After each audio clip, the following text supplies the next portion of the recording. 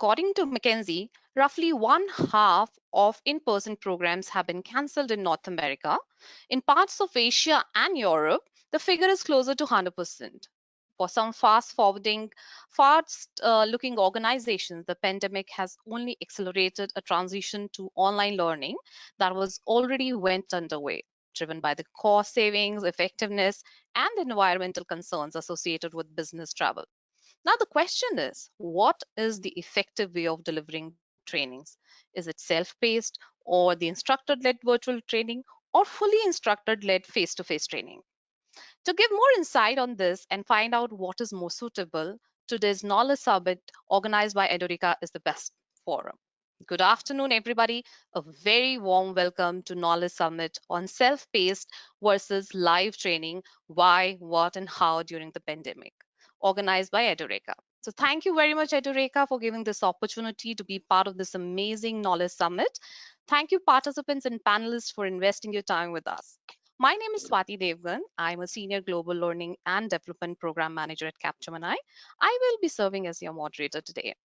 We are very fortunate to have such knowledgeable panelists from different industries today with us.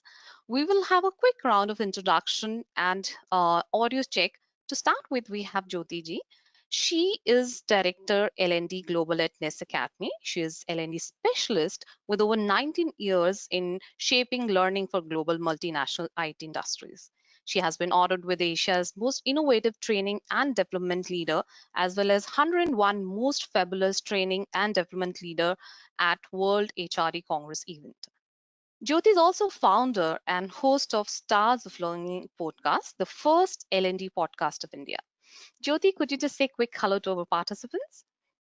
Hey, hello everyone. Thank you, Jyoti. Moving on, we have Rajiv. Rajiv is HR Director at North Angelia Education.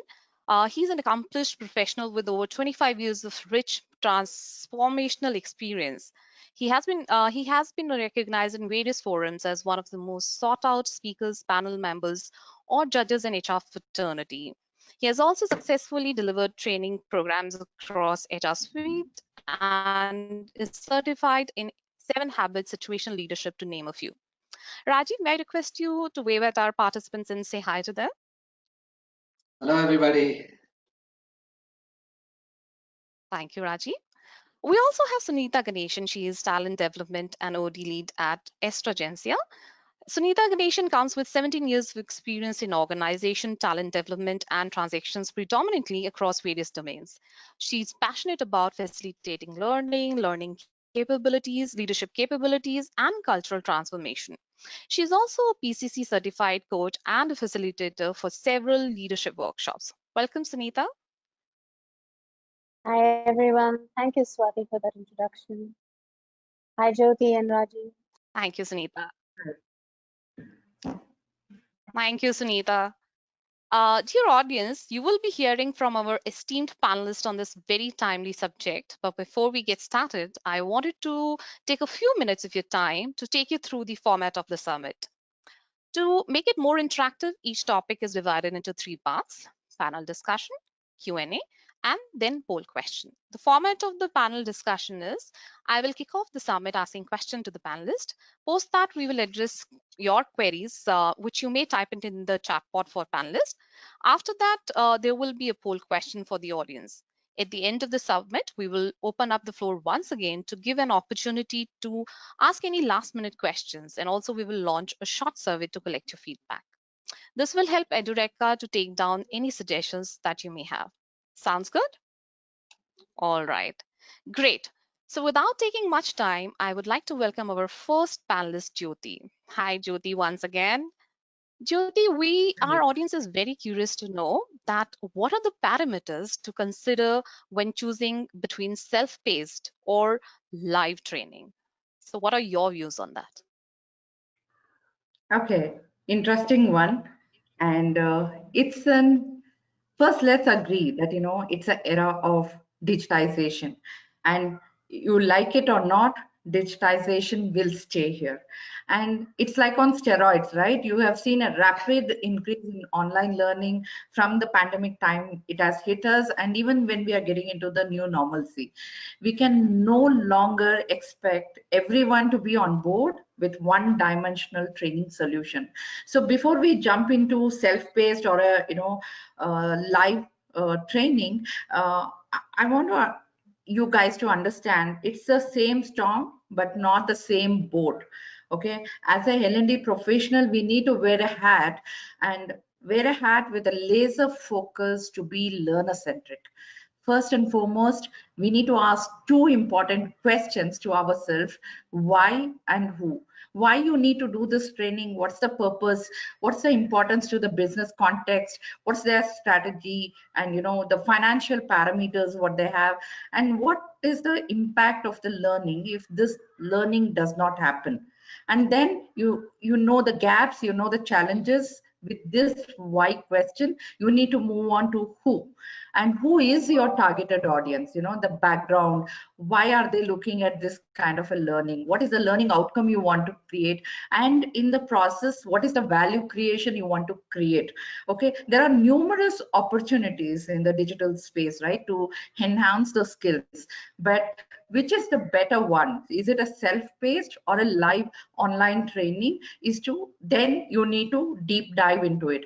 Again, I would say put a thinking hat, be agile, and then provide your digital learning solution by at least comparing with some factors why you have decided and agreed to provide this kind of a learning solution. So when I say that, guys, there are some 5 factors which I keep in mind, which has helped me a lot, and it has really charm that magic with the business when I have rolled out in that manner. For few I give a self-paced opportunity, and for few I say it has to be live virtual training. And there are reasons when I say them, I have to justify that. And for that, it is a timing would be a crucial element, both length and the duration and the audience coverage itself. Like if you want to have a mass coverage of the whole geography you want to cover, then I would recommend a self-paced learning. Okay, and if there is something critical to the business and you're late saying that I need him to upskill and immediately start applying, then I would push him to the live based training. So time is a crucial factor to understand why they are looking for it. Again, the cost plays a role here, is another factor we should toggle around as a L&D expert, because self-paced learning may be cheaper and it requires minimum expenditure. But we also keep in mind when you are rolling out a live virtual training, right, it can be a little expensive because it could be a virtual cloud lab which you are using, or availability of licenses for technology program, availability of trainer, and few other things, factors which we need to keep in mind. And engagement, the third factor is engagement. What would influence the efficiency of the learning outcome, through self-paced or virtual. In self-paced, you can give the learner the opportunity to engage on his own at his own pace of time, to figure out the concept on his own. Okay, and he need not get into the depth of it. He wants to understand the granularity and the requirement. Self-paced would work there. Engagement is minimal there. But with live online learning, you will have enhanced engagement, because you have a facilitator there, you have a peer-to-peer learning happening, and there is a clarity, when there is a learning rolled out through virtual training, the level of concentration and engagement is at next level, because it doesn't end through live training. You will connect them through Yammer, MS Teams, and the community is still continuing to learn through the process. And accessibility is also another factor when you have to keep in mind, because if you want the person to review the content over and over and again at their own pace, then give them a self-paced learning. If there is a quick fix they are looking at, and particular portion they want to enhance their knowledge because there is a goal there, we need to objective has to be met, and this will fast track the learning process. So then I would say go for a live training. And data also is very important. The content, what is it permanent, or the content is changing, very dynamic. If there are not too many major changes, then I would recommend go for a self-paced, because e-learning would be the way to go, because there's no much changes. It is just the process, methods which people need to understand, then go for that way. But if the learning content is dynamic, I would say pay attention there, because live on online training would make sense, because it is applicability is what they are looking at, not the method and process itself. So either way, guys, in both the situation, whatever the factor you want to consider, let me conclude. Our focus as a L&D professional should be on the result. Is it self-developed or self-paced, or you're saying a virtual live training? Look at these three essential points as your goal. Relevance of the training when you roll out for the business context, and the experience what you're creating for the user. Okay, and then finally the result, the outcome, what through going through this process of learning, either a self-paced or a live-based. These three goals, how is it getting measured and impacted? Because these are the key measures for existence of L&D in the system and effectiveness of the training program, I would say. Over to you, Swati. Thank you, Jyoti. That was really insightful. We have a couple of questions for you, Jyoti. The first one is that what are the challenges that L&D professional face while, creating or implementing these self-paced learning or the instructor-led learning? Firstly, it would be your culture. That's the biggest challenge. Making the management approval in the whole process, buy-in from top-down approach, get that done in the first phase, so that engagement goes higher, and make it very clear. You will not have any more traditional classroom, right? At least till end Right. of December, because of the pandemic situation. Make that aware to the employees that this is the way it is going to be, and bring in what's in it for them, because you can't be away from the learning. It will be on the job, it would be virtual, it would be based on the outcome what they are looking at, and that's the efficiency what we are going to provide. If you showcase them to some stories, right, they will see a Hmm. value add through the process, and acceptance is higher. So now I have seen there's a 40 to 45% rise after March pandemic hit, to my digital learning acceptance. It's gone that high, Hmm. I would say. Okay, that's great. One more question I have for you is, Jyoti, that what about the mind shift of the participants?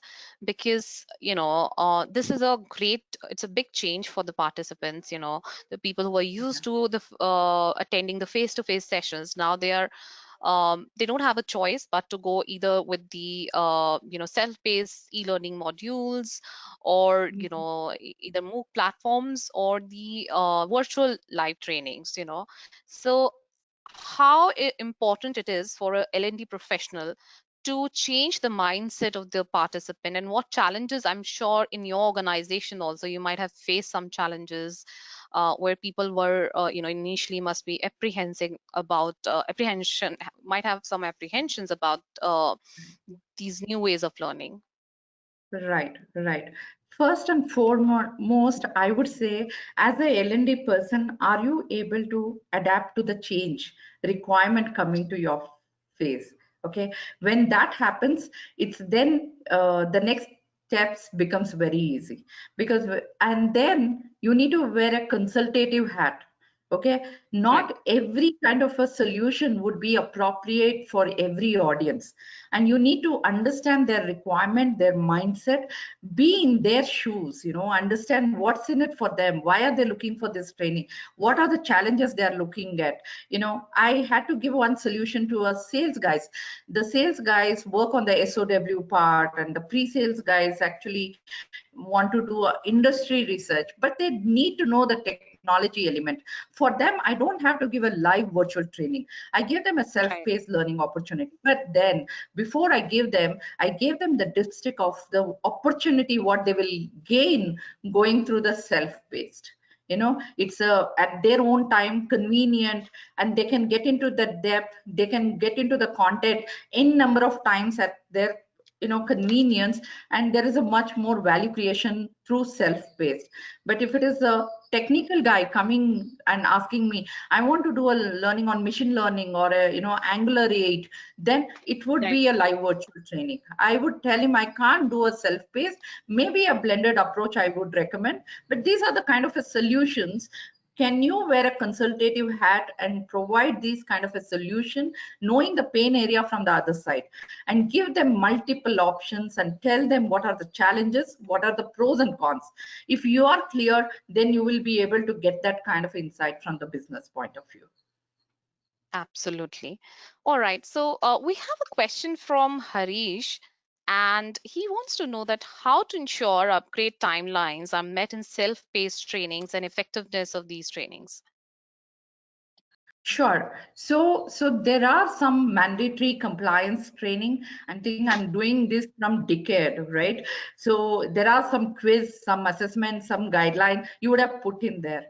But then the discipline part comes in when you put a time bound to it. You can't keep a long window open. I will say Mm. 20 to 30 days. Maximum is 30 days. You need to complete that learning, because anyone who wants to upskill, right, look at 1 3 7 11 15, these odd numbers as days for you to upskill. And you can actually, from a beginner level to expert level, you can get it within 45 days. And these are some nuggets. If you're learning, then I would propose 3 5 days or a 2 weeks maximum. And if it is an in-depth where you want to enhance your skill from an intermediate level to an expert level, then I would say 30 to 45 days window, and not more than that, because you have to start learning, you have to start applying it. If you don't do both of them at the same time, then you will forget the learning what you have learned.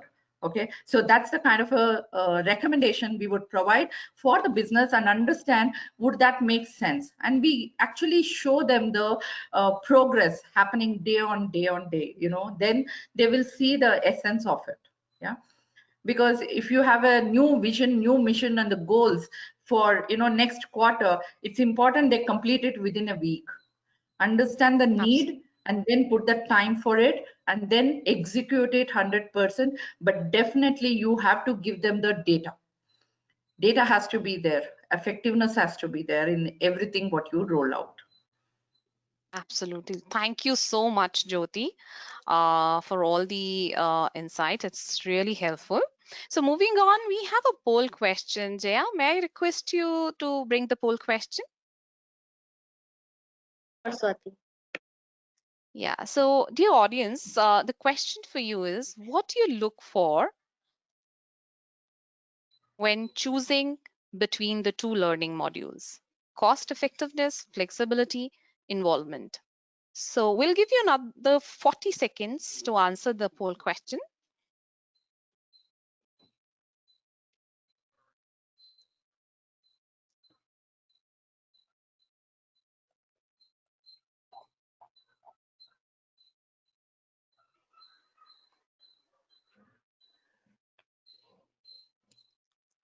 Okay.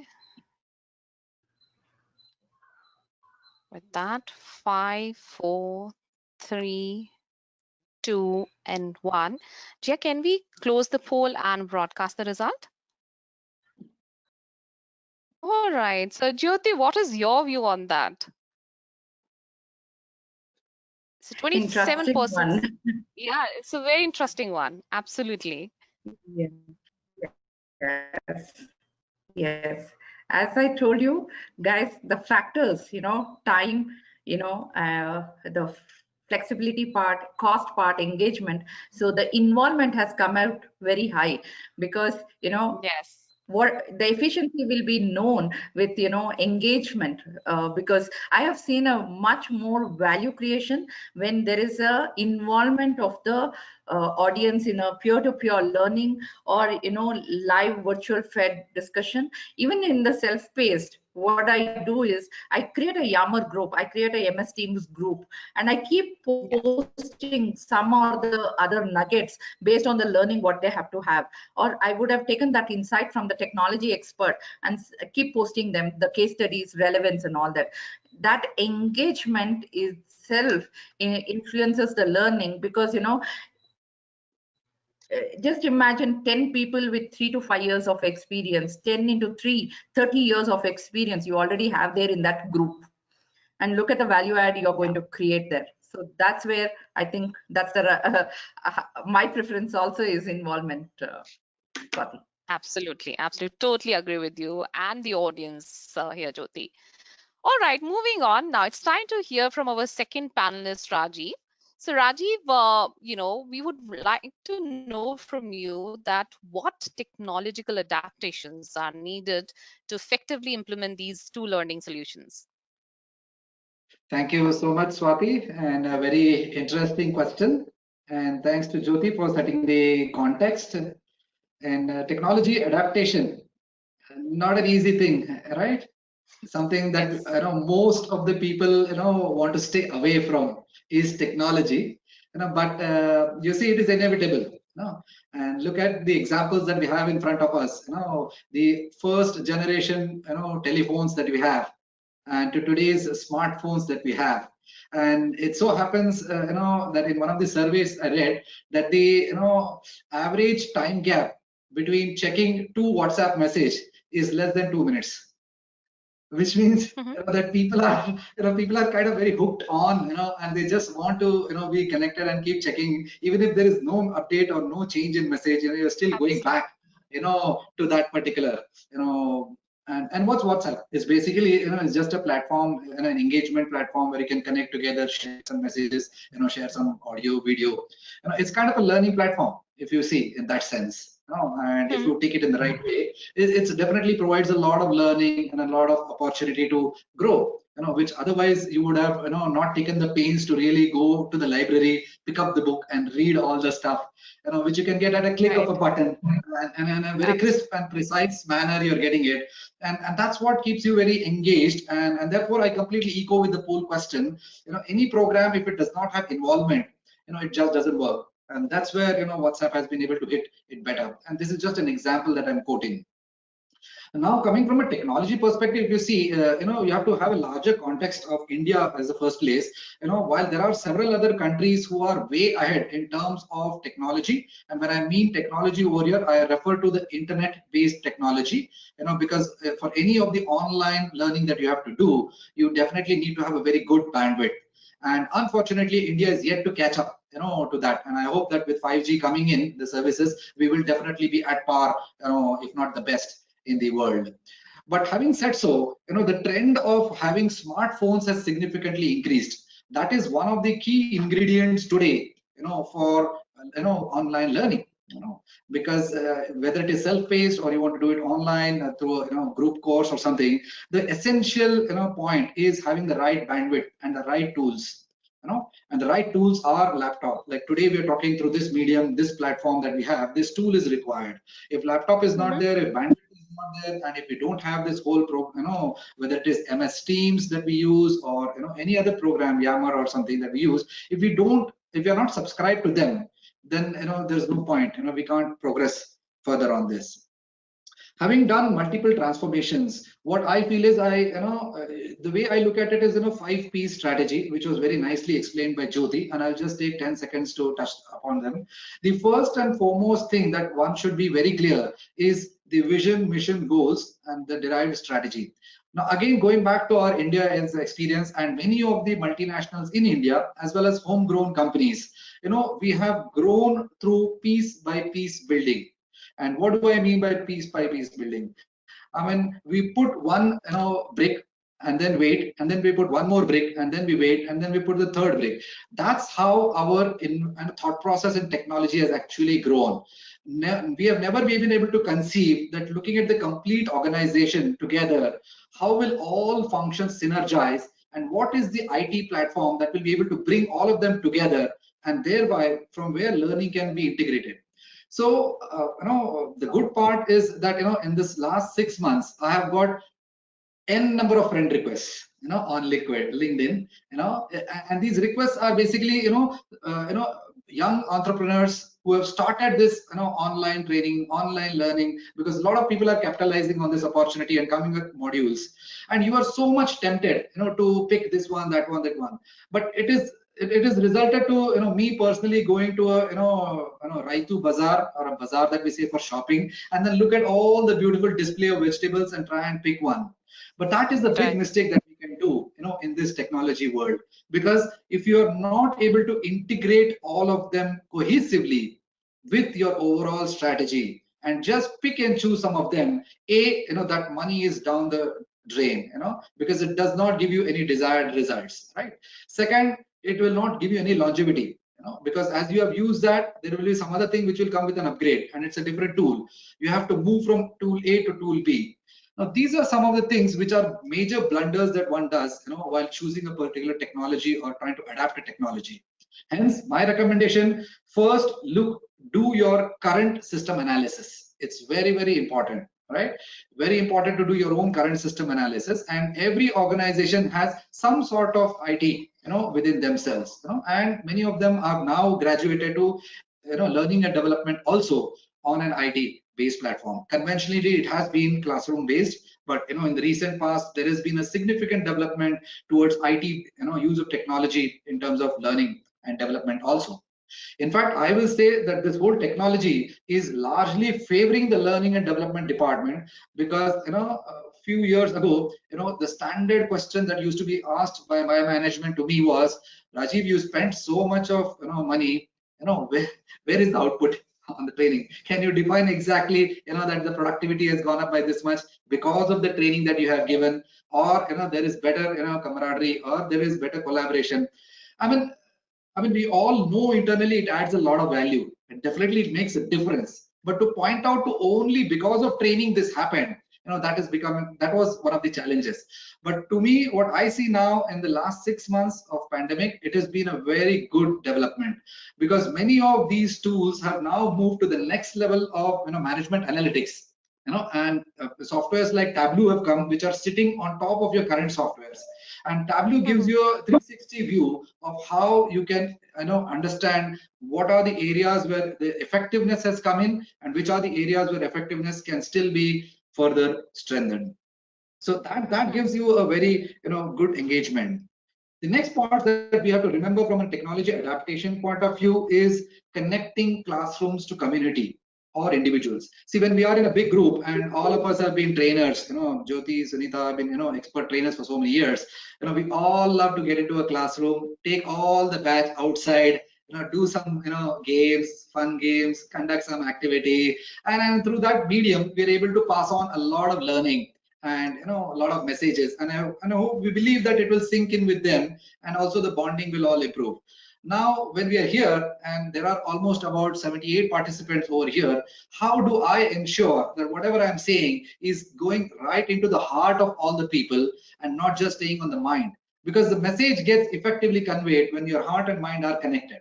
And so, while technology is able to, show you, a group together. For example, Microsoft Teams has a feature where the entire, 78 people right now, if we were on MS Teams, we could have been shown sitting in a theater, or we could have been shown sitting in a cluster. That is possible, to do that. So when you're able to see some of these things, you feel happy, because this technology is now able to, adapt itself and connect yourself better with the community. The third thing is, while we are also talking about, these either pre-recorded programs or live programs, still it is not reached to the level of simulation and models, where you can actually run live simulations, or you can run live models and then experiment then and there. It's still more of weight approach, and one of the surveys said that in this online business, not related to only training and development, but generally this whole online platform, the biggest question, the most number of statements which have been made on an online platform is, am I audible? And so now reflect on that. Everybody keeps saying, am I audible? Am I audible? And this is a statement which keeps coming every 5 minutes, and somewhere I feel, because this is the online based learning that we're doing here, and so the technology therefore little becomes, breaks the whole, connection.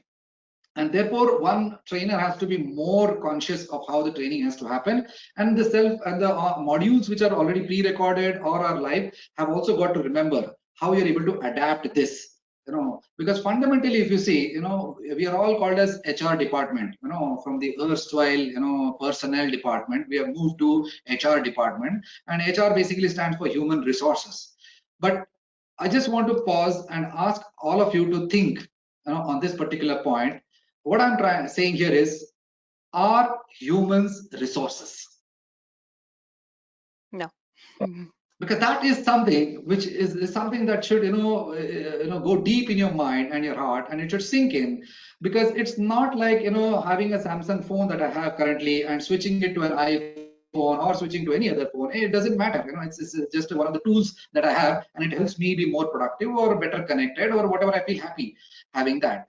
But humans are not resources, right? And so they don't depreciate, they only appreciate. So any technology adaptation that we are doing, are we reducing the value? Are we adding the value? That is something that one has to be really looking for, right? And some of the other points that Jyoti already talked about is assessments and monitoring the effectiveness.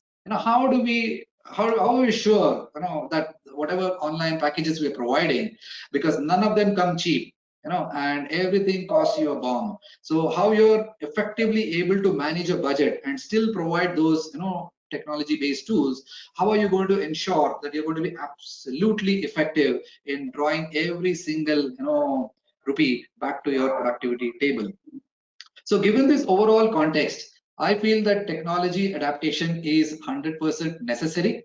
And one of the best examples that I feel, and some of you may not like me for saying this, okay, is, for example, look at PUBG or Fortnite, right? And probably the hardcore L&D experts may not agree that it is a learning platform, but I personally feel it's a learning platform, because it gets you, together with all your friends. You're able to live chat with your friends while you're playing that game. You're able to strategize how you want to go about in that game. So look at that one particular game, what all learning outcomes are possible because of that, and how easily, I mean, people are hooked onto it like crazy. I mean, you have to come with strategies of how to de-link children from PUBG. You have to have more incentives, to see that how your child moves away.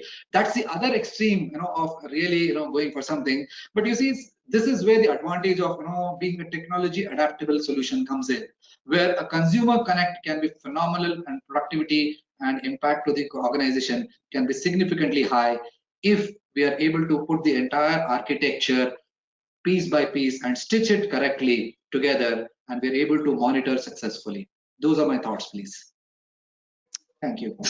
Thank you, Rajiv. Thank you. That's really helpful and I think quite engaging.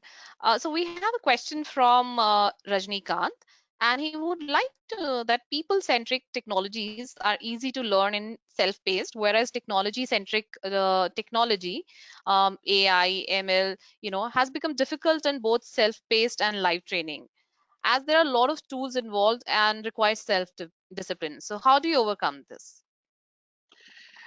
I 100% echo with the question. Not everything can be learned through self-paced, and not everything need to be learned through a group study or something. And that's where I come back to the first point of having your strategy in place, that if you have a functional training, okay, or a behavioral training, right? If you have a behavioral training, probably some of those more situational models or videos, they'll be able to better explain to you how it happens. For example, if you go to Facebook and watch Dharman, Dharman is one of the famous videos which is talking about a lot of behavioral situations and how you can learn from lot from there. Whereas functional training requires a guru, and learning and development is all about being associated with the guru, and therefore these sessions need to be done in concurrence with the guru. You need to have that person online with you while you're doing some of these sessions, otherwise it is very difficult. And if there are engineers out there in the crowd like me, they'll be able to connect with this example. You can't pass graphics exam, unless you have a drawing teacher. You just can't do that. Thank you, Rajiv. So there's another question from Vipasha. The question is, the employee-employer relationship is ever changing, and luckily most businesses are already making considerable efforts to improve the way employees live and work. So what is your mantra, and what learning method will you recommend considering the current scenario? Considering the current scenario, I would definitely recommend to go for more online based training, right? While you also have cohorts, long term cohorts where there is group study involved in that. A combination of the two needs to be there, but just don't be random in picking up any module or every module. There are organizations who are ready to sell anything and everything under the sun, and you may say I'm launching 200 programs at click of a button, but at the end of the day you see none of them even does 2% of that whole program. So it doesn't add value at all. It's better to launch 3 or 4 specific programs which are high impact programs, and more importantly which have been asked by for the people. So ask them only what is it that they would like to do, and what is it that will help them deliver their roles and responsibilities better. If you have that conversation and if you have that dialogue with them and identify those programs, definitely you can deliver them better through online training also. All right. Conscious of the time, I'll just take last question for you, Raji. It is from Kisha, and her question is how to make our leaders, owners, or sponsors, as Jyoti said, using top to bottom approach always helps in driving learning across the organization. This is a constant battle which is going on for so many years. There is no hard fixed solution for this. But the way smartly you can do it is there are something called as when you do a training framework. There are something called as score. There are something called as mandatory, and then there is something called as preferred. Broadly I'm classifying. So core programs, mandatory programs, and preferred programs. So core programs are basically your your culture, your vision, your mission, your values. This is absolutely core, and every staff direct indirect have to go through these programs. The mandatory programs are something like prevention of sexual harassment, protection, some of these programs which everybody needs to go through mandatory, like fraud, how to prevent frauds, bribery, some of all these are very standard things. So, and then last is the preferred one where you can have your functional programs and the leadership behavior programs, right? Now, if the best part over here is to find someone within the top management who is really bent positively towards learning and development, and you have to make him or her as a sponsor. The minute you get one sponsor from the leadership team, you will see everything trickles down smoothly. The absence of having a sponsor leads to too many challenges. And by the way, HR head is the part of the top management. He or she is not the sponsor. Okay, so don't get that. Try to get either the strategy person or the sales and marketing person or the finance person, one of these other functions, to be a sponsor for this program. Then you will see it getting implemented better. All right. Thank you very much, Rajiv. Now it's time for our next poll. Jaya, may I request you to bring up the poll question? So, audience, Sure, the Swati. question for you is: do you consider technology adaptation is important in today's scenario?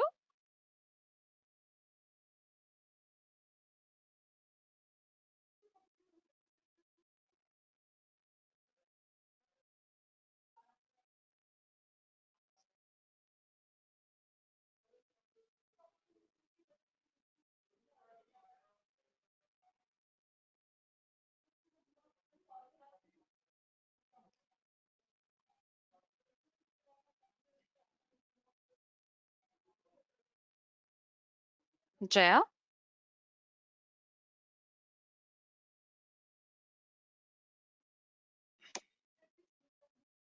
Okay. Can everyone see the So, poll question? Yeah, the most expected answer. Sorry. Swati, we can round it up. Swati, we can round it up to 100%. Ah, Anything greater than 95 is equal to 100. oh wow. Do you have anything to add to here, Rajiv? No, I think the audience is very knowledgeable and very intelligent, and my hats off to them. And I think they have understood the technology adaptation is the way forward in their L&D programs. I Yeah. wish them all the very best. Thank you. Yeah. All right. Great. So moving on, our next panelist. Okay, sorry. So moving on, our next panelist is Sunita Ganesan. So Sunita, we have a question for you. Has the pandemic drastically changed the learning strategy from instructor-led training to self-paced? Thank you so much for giving me this opportunity, and I hope everyone on this call is doing safe and is in a protected environment. Having said that, these are times unprecedented. I don't think any one of us has ever experienced anything like this. Therefore, I think as it is, I would step back a little and say that over the past few years, there have been new trends in learning where the empowerment aspect of learning is moving towards the learner taking control of this entire journey of learning. And more and more, when we see the younger audience joining us, especially in the workforce, you see that their motivations are completely different from some generations above or even ours, I would say. And the new generation, when I sit with them and observe them and the way they learn, it's amazing. There is a lot of self empowerment. There is a lot of I learn this way. I learn better this way. Therefore, I will adapt myself to this, and I will. This is the strategy that I would want to put together for my learning. I think a couple of generations ago, or maybe even our generation, our parents and I together, we sort of sat down and drafted out what should be our career, what are the colleges we should go to, what are the streams we should be applying. But two generations later, who is making those decisions? Who is choosing to learn what? The learner. I think the storyline has now changed towards I, as a learner, choose to become empowered in learning this way. I understand my styles, I understand my learning capacity this way, I understand my capabilities this way. So self awareness, I think, is quite a bit, given the information access that these people have. When I say these people, I mean the younger generation, the upcoming generations. They have access to information that no other generation has before had. The exposure that they have had through various technologies, through various tools, mediums, internet being the most common one, WhatsApp, Rajiv had mentioned, PUBG is a learning platform. Who would have thought 5 years ago, right? Having said all of that, we already started seeing a trend, but COVID sort of spun it on its head, if you will, and with the present scenario and working from home and being in silos, I'm noticing something a little different. Is that people are trying to do a little bit of an outreach to others. So, a group learning, virtual instructor led learning is getting a lot more preference than self paced. And I think it probably is emerging out of the need to want to talk to people, the need to want to peer learn. And that's a big concept. Uh, Peer learning is something that we are not observing, or we've not done too much on R&D on that. I know here and there are tools that tell you that we encourage peer learning. This is how peer learning happens.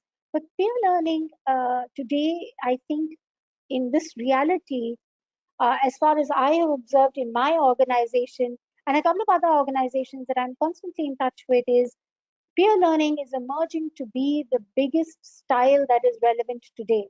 We're all learning with each other.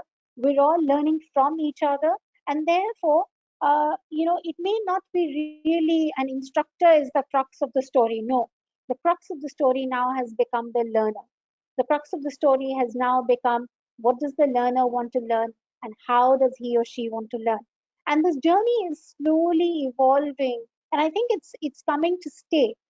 Even when we go back to our erstwhile normal, I don't know if we will, but even if we go back to work or go back into our offices, you will see that there is a trend for people wanting to come together as a group, come together as a team, and come together as a peer support group, if you will. I think that's a more relevant word for it, a support group, where I find teams reaching out to each other, individuals reaching out to each other, supporting each other's learning.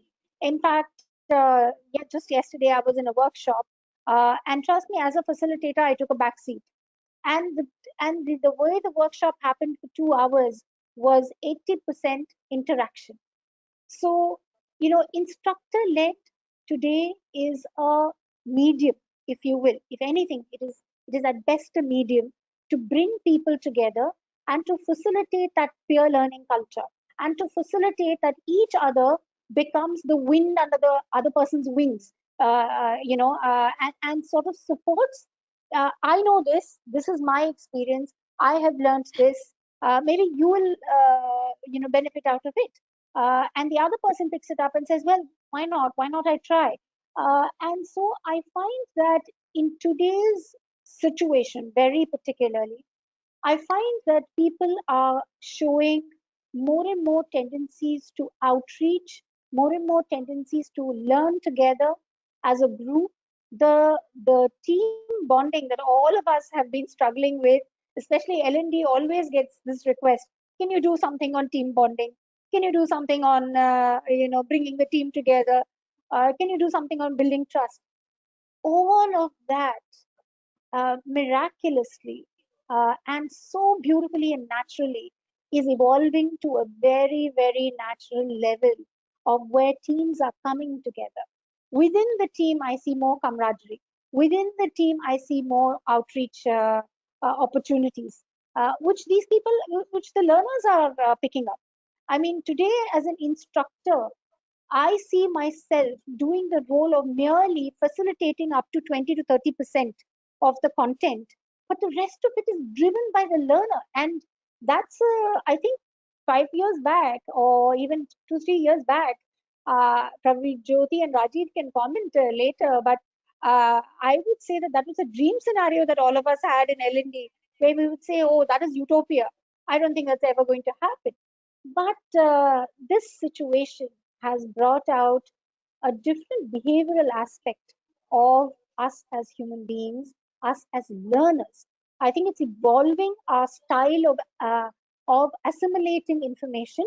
It is evolving our style of rather being siloed individual learning in self-paced environments. I think learners are understanding and beginning to realize that it is a combination of both that will benefit them. Where they need to be siloed and self-paced, I think they are very cleverly and very smartly choosing that. And where they are requiring a peer sort of a learning community, I think they're very smartly choosing that as well. And as learning and development professionals, in my mind, I think we are in easier times today than we were a few years ago. I think a few years Right. ago, as Rajiv said, it was such a push strategy, Yeah. we would push this, we would give the solutions, we would say, oh, well, this is what you need to do, this is the best, way to go forward. But today, interestingly, I'm noticing even in my organization, I'm noticing learners' propensity to sort of come forward and ask, do you think this technology is going to help us? Do you think that we can explore a little bit into this technology? And I'm amazed. I'm amazed because uh, I don't think as an L&D professional we thought this time is going to come anytime soon. We knew it was coming, I think, each one of us in our own experience, in our own past. But I think it has come uh, in in less pleasant times, but it's working miracles. I think. And as far as self-paced learning goes, I think there are several tools out there that propagate self-paced learning, and they say we gamify. Uh, we bring in the latest. We have 45,000 content titles in our in our bouquet of offerings. They market it quite well, I must say, and I must congratulate them. However, I think self-paced learning takes on the stage of prominence when you have very specific technical upskilling happening, or very specific role change happening, or in my experience, obviously you have mandatory and compliance. However, there are mandatory and compliance courses which may not require time, but if you let the learner pick it up and learn. For Yeah. example, one of the things that we've done, which has worked very well for us, is we've tried to bring in value-based modules, which are mandatory for people to complete, but we don't put a time stipulation to that. But we find that it's 75 to 80%, to keep me honest, I'll really be honest on this, 75 to 80% finish it in the first 60 days of assigning it to them. Wow. And the reason that is because it's based on values.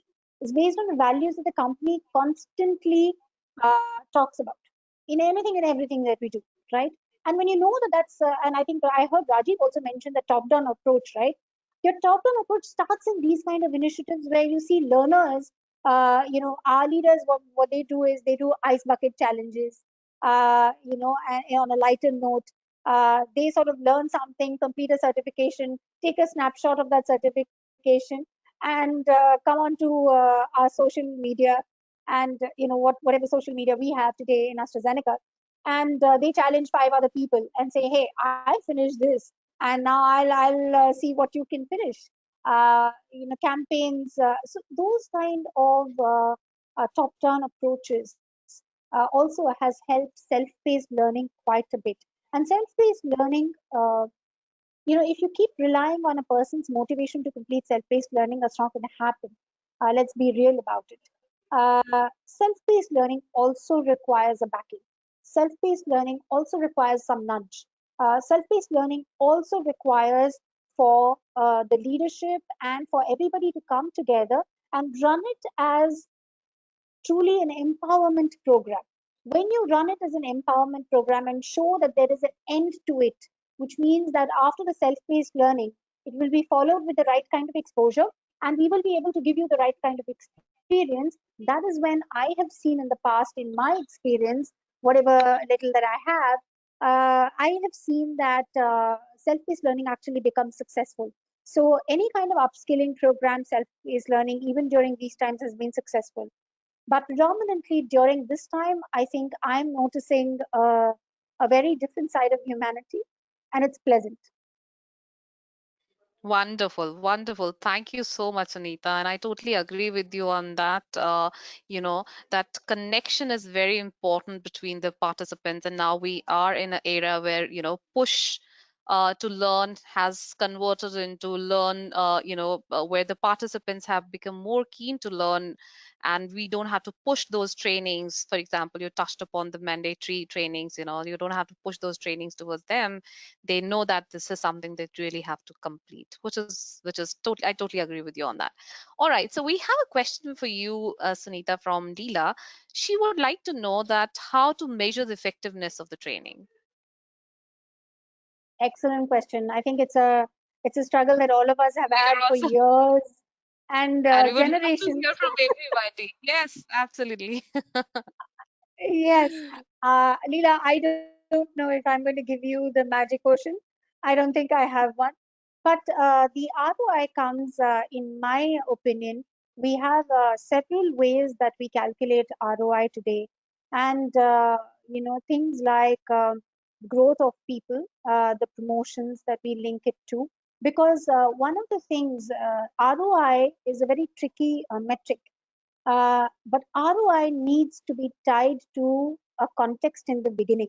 So if you have, let's say, for example, development plans that people draft out, if you have the businesses that communicate clear business goals, and you know that your training learning objectives are to achieve those business goals, then measuring of the ROI actually becomes very easy. All you have to do is pick up the first pass yield, pick up the throughput, those kind of numbers if they are process or business training. If they are behavioral training, a little difficult.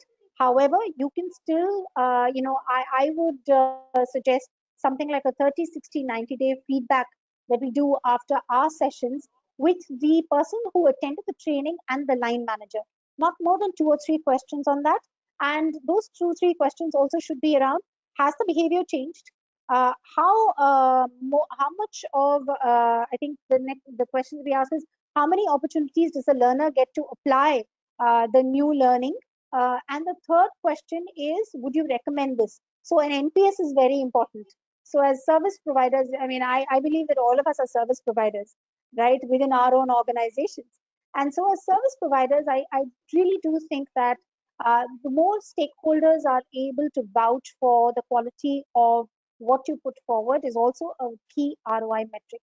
The and if you have leadership training and stuff like that, again, software trainings which may not have business results that you might be able to clearly tie in into the learning objectives. Again, growth opportunities, promotions, role changes, upskillings, any new projects that we've delivered, all those metrics should be productivity, all of those metrics should be considered as part of your ROI. All I right. hope I have somewhere tried to answer the question. Okay, very quickly, I'll take the last question, Sunita, and it is from Prem, and he would want to know that what should be the methodology? Should we use for bringing training culture, push or pull? I think there's something that you've already covered, but if you want to say something more about it very quickly. Yeah, interesting question, and thank you for that. I think it has to be a combination. Trust me, Yes. it's never a push or only a pull strategy. It's always important to first set the culture in terms of learning. Like we set the culture in our teams, in our organizations around values, around mission. It is also important that we set a culture around training. Is our culture constantly learning and continuous improvement? If it is constant learning and continuous improvement, what are those very subtle push strategies that you will use? And what are those very open pull strategies that you will use? You will have to go into extremes of being the push being a little subtle so that it doesn't feel aggressive, it doesn't feel abrasive, it doesn't feel, you're pushing something down my throat or anything like that. At the same time, you need to have a perfect balance of rewarding learning, of recognizing learning, learning being something that becomes a part of me every day, and some sort of a managerial communication around it, some sort of a leadership communication around learning. So it has to be a combination of both push and pull, but it depends on what stage of the organization you are in as well. Are you in the Yeah, forming, norming, performing? Which one are you? And that right. will help you understand what should be your strategy. Yes, it has to be combination of everything. All right, Sam, thank you, Sunita. Moving on to our last poll, Jaya, can you bring up the poll question? How important it is today to consider blended learning approach in your learning solutions? We'll give 20 seconds to the participants to answer the poll question.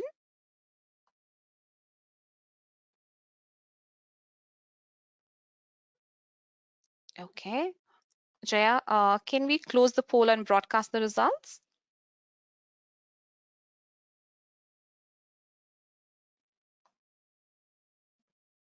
Okay. So do you have anything to add here, Sunita?